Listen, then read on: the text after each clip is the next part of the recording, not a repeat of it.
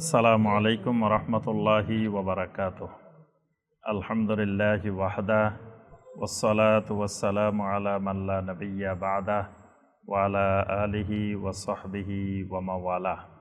22 নম্বর কবিরা গুনাহ যেটা, সেটি হলো আল গুলুল মিনাল গানিমা, রাষ্ট্রীয় সম্পদ আত্মসাৎ করা। এটা একটা কবিরা গুনাহ। মানে এটা বিভিন্নভাবে হতে পারে। রাষ্ট্রীয় কোনো পদে, কোনো চেয়ারে, কোনো দায়িত্বে কোনো ব্যক্তিকে বসানো হলো, বসানোর পরে সে রাষ্ট্রীয় সম্পদ অপচয় করল, মানে যেটা ব্যবহার করার দরকার নাই কিন্তু সেটা ব্যবহার করছে, এই অপচয়টাও রাষ্ট্রীয় সম্পদ আত্মসাৎ। এজন্য ওই যে ওমর রাদিয়াল্লাহু তাআলা আনহুর ওই ঘটনা আমরা সবাই জানি, যে ওমর রাদিয়াল্লাহু তাআলা আনহু রাত্রিবেলায় মোমবাতি জ্বালিয়ে কাজ করতেছিলেন, রাষ্ট্রীয় কাজ। তখন একজন ব্যক্তি আসছিলেন ওমরের সাথে ব্যক্তিগতভাবে সাক্ষাৎ করার জন্য, রাষ্ট্রীয় কাজে না, ব্যক্তিগত কাজ। তখন ওমর রাদিয়াল্লাহু তাআলা আনহু বাতিটা নিভিয়ে দিয়েছেন। তখন ওই ব্যক্তি খুব রাগ হয়েছে যে আমি ওমরের সাথে দেখা করতে আসলাম আর ওমর বাতিটা নিভিয়ে দিছে। তো ওমর রাদিয়াল্লাহু তাআলা আনহুকে জিজ্ঞাসা করার পরে তিনি বললেন যে মোমবাতি দিয়ে আমি কাজ করতেছি এটা রাষ্ট্রীয় মোমবাতি, এটা রাষ্ট্রীয় কাজ করার জন্যই আমি এই মোমবাতি জ্বালাইছি। তোমার সাথে ব্যক্তিগত কথা বলার জন্য এই রাষ্ট্রীয় মোমবাতি ব্যবহার করা আমার জন্য বৈধ না, এটা রাষ্ট্রীয় সম্পদ আত্মসাৎ। এজন্য রাষ্ট্রীয় অফিসে বসেই আপনি বন্ধুবান্ধব নিয়ে আড্ডা দিবেন, রাষ্ট্রের ফ্যান খরচ করবেন, রাষ্ট্রের এসি খরচ করবেন, রাষ্ট্রের এগুলো খরচ করবেন, এটা রাষ্ট্রীয় সম্পদ আত্মসাৎ, মানে রাষ্ট্রীয় সম্পদের অপচয়, যা আমার মাধ্যমে অপচয়। আমার খাবার দরকার এখন ধরেন 100 টাকার বা 500 টাকার, আমি কি করলাম বন্ধু বান্ধব 10 জন আনি, 50 জন আনি, যেটা আমি সরকারি খরচে খাইতেছি, 50 জন 100 জনের সরকারি খরচে খাওয়াইলাম সবাই, এটা রাষ্ট্রীয় সম্পদ আত্মসাৎ, এটাও কবিরা গুনাহ, আল গুলুল মিনাল গানিমা। এরপরে আমি এই চেয়ারে বসার কারণে মানুষ আমাকে বিভিন্ন কাজ দেওয়ার জন্য, টেন্ডারটা দেওয়ার জন্য, এটা দেওয়ার জন্য, ওইটা দেওয়ার জন্য বিভিন্নভাবে আমাকে টাকা পয়সা দিতেছে, এটা রাষ্ট্রীয় সম্পদ আত্মসাৎ, এটা আল গুলুল মিনাল গানিমা, এটা গুলুল।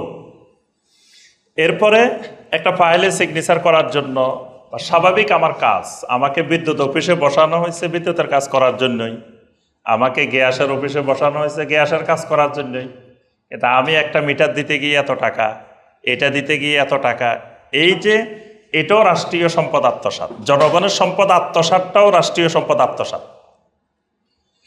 তারপরে আপনার রাস্তা রাস্তায় চাঁদাবাজি করা, একটা ট্রাক আসতেছে চট্টগ্রাম থেকে ঢাকা রওনা দিছে, তো এখানে ধরেন একটা পণ্য ওখানে কিনা পড়ছে 50 টাকা, ঢাকা আসতে আসতে এটা হবে 70 টাকা, মানে খরচটা স্বাভাবিক খরচে 70 টাকা হবে, কিন্তু রাস্তায় 3 জায়গায় 10 টাকা করে 30 টাকা তার চাঁদা দেওয়া লাগছে, অবৈধভাবে চাঁদা দেওয়া লাগছে। তাহলে এই খরচটা ঢাকা আসতে আসতে হয়ে গেছে কত? 100 টাকা। এই যে 100 টাকা হয়েছে, এটাতে কিন্তু ওই ট্রাকওয়ালারও লস নাই, যারা ব্যবসা করছে তারও লস নেই। এই টাকাটা আমাদের উপরে চাপিয়ে দেওয়া হবে। জিনিসটা আমরা কিনতে পারতাম 70 টাকায়, এখন আমাদের কিনা লাগবে 100 টাকায়। এই যে 30 টাকা গেল, এটা কার পকেট থেকে গেছে? আমাদের। তাইলে যেই লোকগুলা ফতে 30 টাকা আত্মসাৎ করছে, এরা আমাদের টাকা আত্মসাৎ করছে, এরা জনগণের টাকা আত্মসাৎ করছে। এটাও এই আল গুলুলের আওতাভুক্ত আর সম্পদ আত্মসাৎ। রাষ্ট্রীয় সম্পদ বলতে জনগণের সম্পদ আত্মসাৎ করা, এটাও গুলুল। অর্থাৎ সর্বোপরি রাষ্ট্রের জনগণের কোনো সম্পদকে আত্মসাৎ করে নেওয়া, এটা কবিরা গুনাহ, এটা হারাম। যেটা আমরা বর্তমানে দেখতে পাচ্ছি, এক একজনের হিসাবের সম্পদের হিসাব নিকাশ নাই, এটা গুলুল। আল্লাহ পাক কোরআনে কারিমে সূরা আল আনফালের 58 নম্বর আয়াতে কারিমে বলছেন, ইন্নাল্লাহা লা ইউহিব্বুল খাইনিন, আল্লাহ রাব্বুল আলামিন খেয়ানতকারীদেরকে, আত্মসাৎকারীদেরকে পছন্দ করেন না, ভালোবাসেন না। সূরা আলে ইমরানের 161 নম্বর আয়াতে কারিমে বলছেন, ওয়ামা কানা লিনাবিয়্যিন আইয়াগুল্লা, কোন নবীর জন্য এটা উচিত নয়, সমীচীন নয় যে কোনো কিছু আত্মসাৎ করা হবে। ওয়ামান ইয়াগলুল ইয়াতি বিমা গাল্লা ইয়াউমাল কিয়ামা, যে ব্যক্তি কোনো সম্পদ আত্মসাৎ করবে কিয়ামতের ময়দানে ওই আত্মসাৎকৃত সম্পদ নিয়ে সে দাঁড়াবে। এই ব্যাপারে অনেকগুলো হাদিস আছে বুখারী মুসলিমের মধ্যে। এই আয়াতের তাফসিরে নবী সাল্লাল্লাহু আলাইহি সাল্লাম বারবার বলতেন, খবরদার আমার উম্মতের কাউকে যেন আমি কিয়ামতের ময়দানে না দেখি যে তার কাঁধের উপরে একটা ওট, তার কাঁধের উপরে একটা ছাগল, তার কাঁধের উপরে কিছু জিনিস বহন করে সে কিয়ামতের ময়দানে ঘুরতেছে আর বলতেছে, ইয়া রাসূলুল্লাহ সাল্লাল্লাহু আলাইহি ওয়াসাল্লাম আমাকে বাঁচান, আমাকে বাঁচান। এই পরিস্থিতি যেন আমার উম্মতের কাউকে কিয়ামতের ময়দানে না দেখি। সাহাবায়ে কেরাম জিজ্ঞাসা করলেন, কাঁধে নিয়ে ঘুরতেছে, এটার অর্থ কি? নবী সাল্লাল্লাহু আলাইহি ওয়াসাল্লাম তখন এই আয়াতে কারিমা তেলাওয়াত করতেন যে আল্লাহ পাক বলছেন, ওয়ামা ইয়াগলুল ইয়াতি বিমা গাল্লা ইয়াউমাল কিয়ামা, যা আত্মসাৎ করবে এগুলো কিয়ামতের ময়দানে তার ঘাড়ে বহন করে সে উঠবে কিয়ামতের ময়দানে। যে লোক জমি আত্মসাৎ করছে, এই জমি তার কাঁধের উপরে আল্লাহ পাক কিয়ামতের ময়দানে তুলে দিবেন, সে এটা নিয়ে আসবে। কেউ গরু নিয়ে আসবে, কেউ ছাগল নিয়ে আসবে, কেউ বিভিন্ন জিনিস, কেউ টাকার বস্তা নিয়ে কিয়ামতের ময়দানে ঘুরবে, আত্মসাৎ করা। তখন মানুষ দেখলে বুঝবে যে চোর দেখা যাচ্ছে। আমরা এক সময় দুনিয়াতে এদেরকে সম্মান করতাম, আমাদের দেশে কিন্তু চোরকে মানুষ সম্মান করে, মানে ছোট চোরকে পিটায় মারি ফেলায়, বড় চোরকে সম্মান করে। এটা হলো স্বাভাবিক নিয়ম। জুতা চুরি করলে, জুতা চোর যদি ধরা পড়ে তাহলে অবস্থা খারাপ। তো জুতা চুরি করলে কয় টাকা চুরি করছে? 1000 টাকা 2000 টাকা চুরি করছে। এখন বড় বড় চোর যারা কোটি কোটি টাকা চুরি করে, এরা আসলে কিন্তু আমরা সভাপতির আসনে বসাই, প্রধান অতিথির আসনে বসাই, তারপরে এদেরকে কি সম্মান, কি মর্যাদা। অথচ এরা তো জুতা চোর হচ্ছে খারাপ, কারণ জুতা চোর তো মাত্র 1000 টাকা চুরি করছে, আর এরা তো 1000 কোটি চুরি করছে। অথচ দেখা যাচ্ছে একই মানুষ জুতা চোরের ব্যাপারে, সাধারণ একটা রিক্সা চালক যদি 20 টাকার ভাড়া 30 টাকা চায়, সে কি গরম, যে অবস্থা খারাপ, 10 টাকা কেন বেশি চাইলো। অথচ আরেকজন চেয়ারে বসে আমার কাজটা ফ্রি করে দেওয়ার কথা, কিন্তু সেটা করতে গিয়ে 1 লাখ টাকা চাইতেছে ফাইল সিগনেচার করে, তারে কিন্তু সুন্দর দিয়ে দিচ্ছে, সেখানে কিন্তু আর গরম দেখাইতেছে না। তাহলে এই যে আত্মসাৎ, যা আত্মসাৎ করবে জনগণের সম্পদ, রাষ্ট্রীয় সম্পদ, কিয়ামতের ময়দানে এগুলো কাঁধে করে বহন করে সে কিয়ামতের ময়দানে দাঁড়াবে। প্রত্যেকেই যা আত্মসাৎ করছে এই সব কিয়ামতের ময়দানে তার ঘাড়ে তুলে দেওয়া হবে, সে সেটা নিয়ে কিয়ামতের ময়দানে ঘুরতে থাকবে।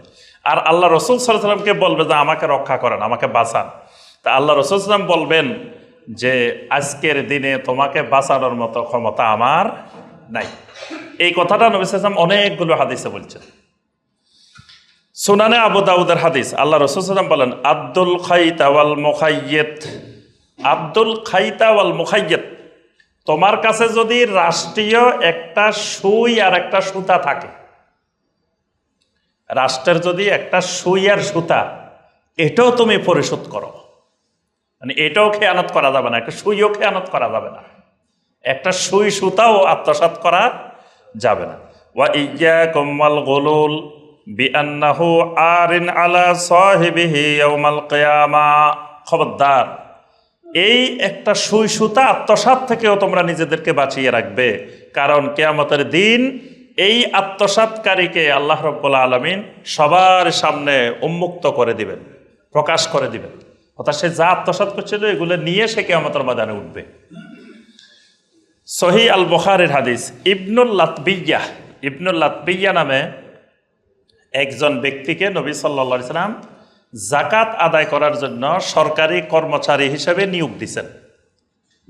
তো তিনি এক এলাকায় গেছেন জাকাত আদায় করার জন্য। তো এলাকার লোকেরা ওনারে আনি বিভিন্ন হাদিয়া দেওয়া শুরু করছে। নতুন স্যার আছে, স্যারেরা হাদিয়া দিতেছে। কেন হাদিয়া দিতেছে? কারণ তার ধরেন এই ছাগল 50টা জাকাত আসছে, তো ছাগল উনি চাইলে বড় বড়গুলো নিতে পারবেন, আবার চাইলে ছোট ছোটগুলো নিতে পারবেন, কারণ 50টাতে যে কোনো 50টা নিলেই তো হচ্ছে। তো স্যারের কিছু হাদিয়ে দিয়ে দিলে স্যারও ছোট ছোটগুলো নেবেন। তো এই জন্য সবাই স্যারের হাদিয়া দেওয়া শুরু করছে। এবার তিনি জাকাত আদায় করে মদিনায় আসছেন। আসার পরে উনি যে মাল নিয়ে আসছেন জাকাতের, আনি কিছু এদিকে রাখতেছেন, কিছু এদিকে রাখতেছেন। তা আল্লাহ রসুল দেখেই বললেন যে কি ব্যাপার, কিছু এদিকে কিছু এদিকে কেন? তাই এই ইবনুল লাতবিয়া বললেন যে হাজা লাকুম ওয়া হাজা উহদিয়ালি, এগুলো হলো আপনাদের জাকাত, রাষ্ট্রীয় জাকাত, আর এগুলো হলো ওই এলাকার মানুষেরা আমার এত মহব্বত করছে, মহব্বত করে হাদিয়া দিছে। হ্যাঁ, এগুলো আমার হাদিয়া, আর ওইগুলা হলো কি সরকারি সম্পদ, ওগুলা জাকাত। আল্লাহ রসুল সাল্লাল্লাহু আলাইহি সাল্লাম এত রাগান্বিত হইলেন এটা দেখে। এরপরে নবী সাল্লাল্লাহু আলাইহি সাল্লাম ওযু করলেন, ওযু করে মিম্বরে দাঁড়াইলেন। দাঁড়ায় নবী সাল্লাল্লাহু আলাইহি সাল্লাম একটি খুতবা দিলেন।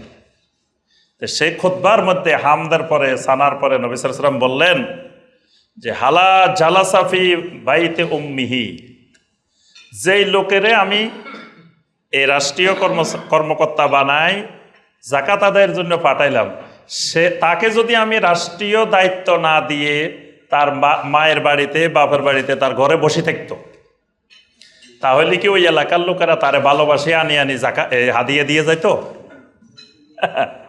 একজনও তো তাকে এখানে আনি হাদিয়া দিত না। যদি মহব্বতের কারণে হাদিয়া হয় তাহলে তো সে এখানে বসে থাকলে তারা হাদিয়া দিত। কিন্তু তাকে আমি রাষ্ট্রীয় চেয়ারে বসানোর কারণে, রাষ্ট্রীয় দায়িত্ব দেওয়ার কারণে জনগণ তাকে যেটা দিছে এটা হাদিয়া না, এটা কখনো হাদিয়া হইতে পারে না। এটা হলো রেশোয়া, এটা হলো ঘুষ। তখন নবী সাল্লাল্লাহু আলাইহি সাল্লাম বললেন ইল্লা জাআ ইয়াউমাল কিয়ামাতি ইয়াহমিলুহু, এই জাতীয় যা কিছু নিছে এই হাদিয়া নিয়ে কিয়ামতের ময়দানে সে কাঁধের উপরে বহন করে আল্লাহর কাছে দাঁড়াবে। সে যা নিছে এগুলো হাদিয়া না, এগুলো সব ঘুষ। এইভাবে অনেকগুলো হাদিসে এই কবিরা গুনাহটা সম্পর্কে নবী সাল্লাল্লাহু আলাইহি সাল্লাম উম্মতকে সতর্ক করেছেন। অর্থাৎ সরকারি কোনো পদে, কোনো দায়িত্বে, কোনো চেয়ারে বসলে সে রাষ্ট্রীয় সকল সম্পদ তার কাছে আমানত। সে ওই আমানত, সে ব্যক্তিগত কাজ আলাদা, রাষ্ট্রীয় কাজ আলাদা। ব্যক্তিগত কাজে রাষ্ট্রীয় গাড়ি ব্যবহার করতে পারবে না। রাষ্ট্রীয় গাড়ি তার ব্যক্তিগত কাজে ব্যবহার করলে এটা রাষ্ট্রীয় সম্পদ আত্মসাৎ। এভাবে হিসাব করে তাকে করতে হবে। তারপরে জনগণের সাথে যেই অধিকার জনগণের, সেই অধিকার তাকে দেওয়া। সে অধিকার আদায় না করা বা জনগণের অধিকার জনগণকে না দিলে সে যে চেয়ারে বসছে এটা জনগণের সাথে রাষ্ট্রীয় সম্পদ আত্মসাৎ, খেয়ানত। এটাও বড় ধরনের কবিরা গুনাহ। 23 নম্বর কবিরা গুনাহ যেটা, সেটা হলো আস-সারিকা, চুরি করা। চুরি করাটাও একটা কবিরা গুনাহ, এবং চুরিটা এমন কবিরা গুনাহ যে আল্লাহ পাক এটার হুদুদ নির্ধারণ করছেন। সূরা আল মায়দার 38 নম্বর আয়াত, ওয়াস-সারিকু ওয়াস-সারিকাতু ফাকতাউ আইদিয়াহুমা জাযাআম বিমা কাসাবা নাকালাম মিনাল্লাহ ওয়াল্লাহু আসিসুন হাকীম। চুরিটা পুরুষও করতে পারে, নারীও করতে পারে। এই কারণে আল্লাহ রাব্বুল আলামিন দুইটা আলাদা আলাদা বর্ণনা করছেন, ওয়াস-সারিকু ওয়াস-সারিকাতু, পুরুষ চোর, নারী চোর। দুই চোরের এই ফাকতাউ আইদিয়াহুমা, দুই চোরের এই হাত কেটে দাও, দুই হাত কেটে দাও। জাযাআম বিমা কাসাবা, এই হাত কাটা মানিটা তো তওবা না, হাত কাটলে গুনাহ মাফ হয়ে যাবে না। এই হাত কাটাটা হলো জাযাআম বিমা কাসাবা, সে যা উপার্জন করছে তার প্রতিদান। নাকালাম মিনাল্লাহ, আল্লাহর পক্ষ থেকে নির্ধারিত শাস্তি। এই শাস্তিটা এই জন্য তাকে দেখে পরবর্তীরা অন্যরা যেন আর চুরি না করে। কিন্তু এটা তার তওবা না, তাওবা তাকে আলাদা করতে হবে, এবং চোরাইকৃত সম্পদও তাকে ফেরত দিতে হবে। কিন্তু এই হাত কাটাটা জাযাআম বিমা কাসাবা নাকালাম মিনাল্লাহ। তা হাত কেমনে কাটতে হবে? প্রথমবার চুরি করলে ডান হাত এ পর্যন্ত কেটে দিতে হবে। কদিন পরে আরেকবার চুরি করছে, আবার ধরা পড়ছে, এবার বাম পা কেটে দিতে হবে। আরেকবার চুরি করছে, এবার বাম হাত কেটে দিতে হবে। আরেকবার চুরি করছে, তারপরে ডান পা কেটে দিতে হবে। মানে 4বার চুরি করলে, এরপরেও চুরি করছে, হাতও নাই, পাও নাই, তারপরেও যদি চুরি করে তাহলে তাকে বন্দি করে রাখবে, তাকে আর ছেড়ে দেওয়া যাবে না, তাকে আজীবন বন্দি করে রাখবে, অথবা তাকে নির্বাসন দেবে, এই দেশ থেকে একেবারে এমন জায়গায় দিয়ে আসবে, ধরেন একটা দ্বীপের মধ্যে আটকে রাখিয়ে আসবে, আর চুরি করার কোনো সুযোগ সে পাবে না। এমনকি নবী সাল্লাল্লাহু আলাইহি ওয়াসাল্লাম চুরিটাকে ইমানের সাথে সম্পৃক্ত করছেন, মানে যে চুরি করে তার ইমান থাকে না। সহিহ মুসলিমের হাদিস, আল্লাহ রাসূল সাল্লাল্লাহু আলাইহি ওয়াসাল্লাম বলছেন, ওয়ালা ইয়াসরিকু সারিকু হিনা ইয়াসরিকু ওয়া হুয়া মুমিন, কোন চোর মুমিন থাকা অবস্থায় চুরি করতে পারে না। তো মুমিন থাকা অবস্থায় চুরি করতে পারে না মানে কি? মানে সে যদি মুমিনে হয়, আল্লাহর উপরে ইমানদারে হয়, তো সে চুরিটা করলো কেমন? কারণ সে যখন চুরি করতেছে তখন হয়তো যার চুরি করতেছে সে দেখলো না, কিন্তু সে তো আল্লাহর উপরে ইমানদার, তা আল্লাহ তো দেখতেছে। তাহলে যে সময় সে চুরি করছে সে সময় আল্লাহর উপরে তার ইমান ছিল না। এই জন্য নবী সাল্লাল্লাহু আলাইহি ওয়াসাল্লাম বলছেন, চোর যখন চুরি করে তখন সে মুমিন থাকে না। তবে ওয়ালাকিন্নাত তাওবাতা মারুদা, চুরি করার পরে সে যদি আবার তওবা করে তাহলে তার ইমান আবার ফিরে আসে। নবী সাল্লাল্লাহু আলাইহি সাল্লামের যুগে মাখজুমিয়া গোত্রের এক নারী বিভিন্ন জনের থেকে ধার নিছে। মহিলাদের অভ্যাস আছে, ধরেন এর বাড়ির থেকে এটা নিচ্ছে, ওর বাড়ি থেকে এটা নিচ্ছে, আপা আজকে আমাদের এটা নাই, আপা এটা নাই, আনছে বিভিন্ন বাড়ি থেকে অনেক কিছু নিয়ে আসছে। আনার পরে মহিলা আর দেয় না, আবার অস্বীকার করে, কয় না আমি তো আনি নাই, বাস্তবে কিন্তু আনছে। তো শেষ পর্যন্ত নবী সাল্লাল্লাহু আলাইহি সাল্লামের কাছে বিচার আসছে। আসার পরে নবী সাল্লাল্লাহু আলাইহি সাল্লাম দেখছেন সাক্ষী প্রমাণের ভিত্তিতে এই মহিলা নিছে, কিন্তু সে অস্বীকার করতেছে, তাহলে সেও চোর।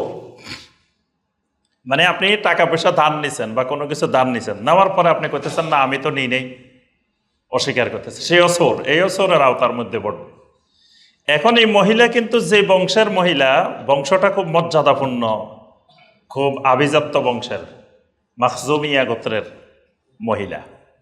এখন এই গোত্রের লোকেরা মনে করতেছে আমাদের বংশের একটা মহিলার যদি হাত কাটা যায় তাহলে তো কিয়ামত পর্যন্ত নাম হয়ে যাবে এরা চোরের বংশ। মানুষ কয় না চোরের বংশ, চোর কবে এত চোরের বংশ, এই তো চুরি করছে, চুরি আল্লাহ রসুলের হাত কাটছে। তাইলে কি করা যায়? নবী সাল্লাল্লাহু আলাইহি সাল্লামকে যে কোনো উপায়ে বুঝাই শোনাই এই হাত কাটাটা বাঁচাইতে হবে। এরা আবার বিভিন্ন দিক থেকে কেমনে নবী সাল্লাল্লাহু আলাইহি সাল্লামকে বোঝানো যায় চিন্তা করতেছে। শেষ পর্যন্ত সিদ্ধান্ত নিল উসামা ইবনে জায়েদ রাদিয়াল্লাহু তাআলা আনহু, নবী সাল্লাল্লাহু আলাইহি সাল্লামের পালক পুত্র জায়েদ বিন হারেসার ছেলে হইল উসামা। এখন বললো যে উসামা ইবনে জায়েদ উনি হলো হিব্বু রাসূলিল্লাহি সাল্লাল্লাহু আলাইহি সাল্লাম, মানে নবী সাল্লাল্লাহু আলাইহি সাল্লামের মহব্বতের যে কয়জন বিশিষ্ট সাহাবী তার মধ্যে একজন। হাসান হোসাইনকে যেরকম মহব্বত করতেন নবী সাল্লাল্লাহু আলাইহি সাল্লাম, উসামাকেও নবী সাল্লাল্লাহু আলাইহি সাল্লাম এরকম মহব্বত করতেন। তো যেহেতু এত মহব্বত করেন তাহলে তারা ধরতে হইব। অনেকে দেখবেন ওই যে সাহেবের রাজি করানোর জন্য ওই বেগমের ধরে যে হাদিয়াটা তারে দাও, দিলে আস্তে করে কথাটা রাত্রে বলে দিলে কাজ হয়ে যাবে। তো এখন সবাই চিন্তা করলো যে উসামা ইবনে জায়েদকে ধরলে কাজ হইতে পারে, উসামা ইবনে জায়েদ যদি একটু সুপারিশ করে নবী সাল্লাল্লাহু আলাইহি সাল্লাম তাহলে ক্ষমা করে দিবেন। তখন উসামা ইবনে জায়েদ প্রথমে রাজি হয় না, অনেক অনুরোধের পরে রাজি হয়েছে। আচ্ছা ঠিক আছে, আমি বিষয়টা নবী সাল্লাল্লাহু আলাইহি সাল্লামকে বলবো। নবী সাল্লাল্লাহু আলাইহি সাল্লামের কাছে যখন এই হাত কাটাটা রহিত করার জন্য বললেন, তখন নবী সাল্লাল্লাহু আলাইহি সাল্লাম খুবই রাগান্বিত হলেন। রাগান্বিত হয়ে বললেন, আতাশফাউ ফি হাদ্দিম মিন হুদুদিল্লাহ, তুমি কি আল্লাহর হুদুদ, আল্লাহর নির্ধারিত যে শাস্তি, সে শাস্তির ব্যাপারে তুমি আমার কাছে সুপারিশ করতে আসছো? ওয়াল্লাযী নাফসি বিয়াদিহি লাউ আন্না ফাতিমা বিনতে মুহাম্মাদিন সারাকাত লাকাতাতু ইয়াদাহা, আল্লাহর কসম, যে আল্লাহর হাতে আমার প্রাণ, যদি মুহাম্মদ সাল্লাল্লাহু আলাইহি ওয়াসাল্লামের মেয়ে ফাতেমাও যদি চুরি করত, আমি নবী ওই ফাতেমার হাতটা অবশ্যই কেটে দিতাম। খালি কাটতাম না, লাকাতাতু ইয়াদাহা, অবশ্যই ফাতেমার হাত আমি কেটে দিতাম। মানে আমার কাছে আল্লাহর হুদুদ এরকম যে কে আমার ছেলে, কে আমার মেয়ে, কে আমার আত্মীয়, এটা দেখার বিষয়, এটা আল্লাহর হুদুদ। সুতরাং আল্লাহর হুদুদ কায়েমের ব্যাপারে আমি নবী কখনো পিছপা হব না। ফাকুতিয়া ইয়াদুল মাখজুমিয়া, তখন ওই মাকজুমিয়া গোত্রের ওই মহিলার হাত কেটে দেওয়া হয়েছে। অর্থাৎ নবী সাল্লাল্লাহু আলাইহি ওয়াসাল্লাম কোনো সুপারিশ গ্রহণ করেন নাই। তাহলে বোঝা যায় এটা কত বড় অপরাধ, চুরি। কতটুকু চুরি করলে হাত কাটা যাবে এটার ব্যাপারে আহলুল ইলমদের একতলাফ আছে। তো কেউ কেউ বলছেন 2 দিরহাম চুরি করলেও হাত কাটা যাবে, আবার কেউ কেউ বলছেন 10 দিরহাম। তবে খোলাফায়ে রাশেদিনের আমলে মিনিমাম 10 দিরহামকে ধরা হতো, 10 দিরহাম। কারণ নারীদের মোহরের ব্যাপারে একটা হাদিস আছে যে নবী সাল্লাল্লাহু আলাইহি ওয়াসাল্লাম বলছেন মোহর 10 দিরহামের কম হতে পারে না। তো এই কারণে এই সময়ে 10 দিরহাম, মিনিমাম 10 দিরহাম পরিমাণ চুরি করলে তার হাত কাটার শাস্তি দেওয়া হতো, রায় দেওয়া হতো।